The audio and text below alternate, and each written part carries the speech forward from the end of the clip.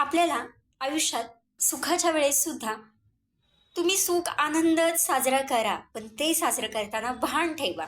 म्हणजे कधी कधी गप्प राहणं गरजेचं असतं. तसंच दुःख दुःख आपल्याला दुःख एक आपण व्यक्त करणं किंवा दुःखी होणं, दुःखी अवस्था, ह्या अवस्थेत सुद्धा कधी कधी आपण गप्प राहणं गरजेचंच असतं. आणि तिसरी महत्त्वाची अवस्था म्हणजे राग, जी नैसर्गिक आहे, प्रत्येकाला येतो, आलाच पाहिजे, ते माणूस असण्याचं लक्षण आहे. पण त्या रागाच्या अतिरागाच्या वेळेस सुद्धा कधीतरी गप्प राहणं गरजेचं असतं.